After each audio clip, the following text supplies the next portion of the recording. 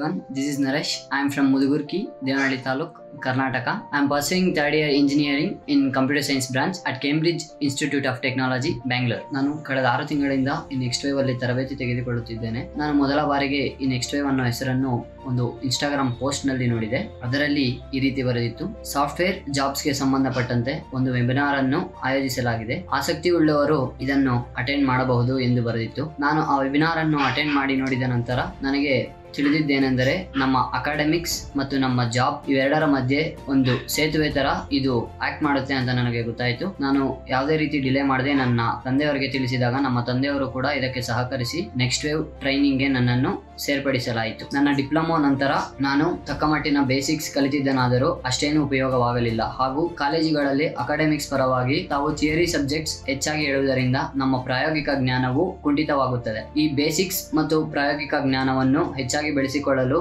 Next wave ಹೆಚ್ಚಾಗಿ ಸಹಾಯ ಮಾಡುತ್ತದೆ.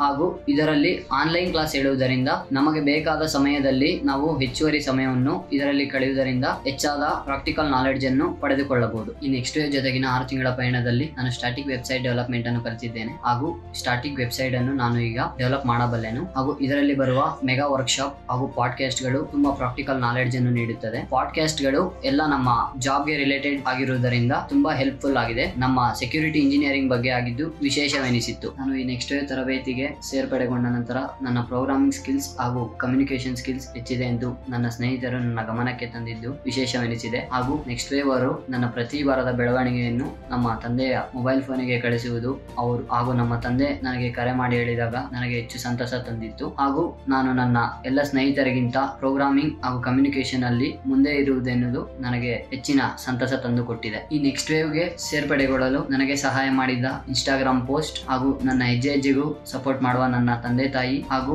ಆಂಗ್ಲ ಭಾಷೆಯಲ್ಲಿಯೂ ಸಹ ತುಂಬಾ ಸರಳತೆಯಿಂದ ಹೇಳಿಕೊಡುವ ನೆಕ್ಸ್ಟ್ ವೇವ್ನ ನನ್ನ ಹೃತ್ಪೂರ್ವಕವಾದ ಧನ್ಯವಾದಗಳನ್ನು ಹೇಳಲು ಬಯಸುತ್ತೇನೆ.